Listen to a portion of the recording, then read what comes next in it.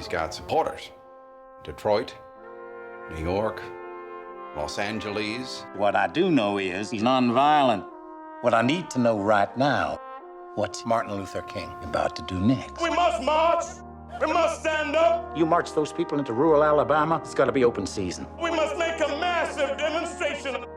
So this is actually, it's incredible that this is the first time we've seen the story of Martin Luther King Jr. told on screen in a major way. So with that in mind, how do you even begin to approach his legacy as both a director and an actor? Well, as an actor, the one thing you can't afford to do is approach him as an icon, approach him as a historical figure, because that's already what public perception is. People often say, so do you get to do the I Have a Dream speech? Well, I'm thankful to be able to say I don't, because again, that just further perpetuates what we already know. What's amazing about Selma is that you focus on a little known, actually, time in his trajectory and in the movement's trajectory, but a very powerful time, a time where the law was changed beyond the campaign. And so, you know, for me, it's absolutely the right time to tell this story of this man and that movement. And for you as a director, bringing this story to life? You know, I'm not a big fan of historical dramas, so for me as a director of a historical drama, I really had to find what was interesting in it for me.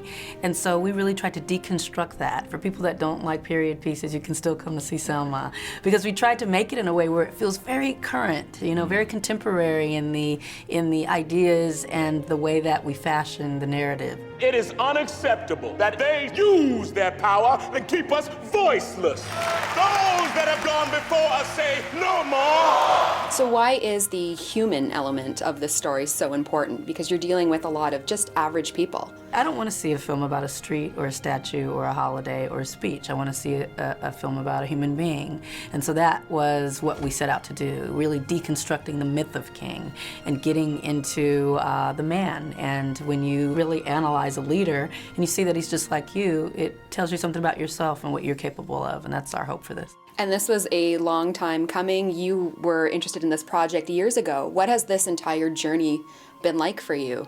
You know, it's been very up and down, but you know, I'm not Dr. King and my life doesn't symbolize the movement, but that's what they went through as well in terms of hope deferred, so to speak. And you know, all of that frustration, all of that fight to get to this point where we have the film made went into the making of the film. And you had cast David in one of your earlier films, so what does he bring to the role in this film?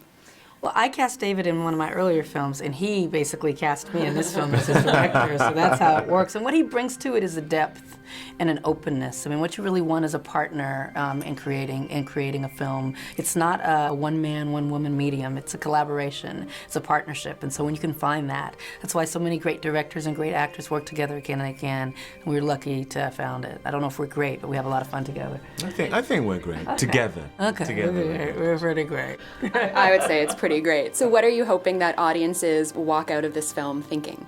I hope that they see themselves in Dr. King. I think before this film, you probably will, you know, place him on a pedestal and thought that he's over there and you're over here. But to see someone who had fear, who had doubt, who had flaws, who questioned himself but did it anyway, I think that we can all identify with those things. And the amazing thing with him in particular is that he did it anyway. And I think that that's something I hope people take for themselves. What happens when a man stands up, says enough is enough? We build the path as we can, rock by rock.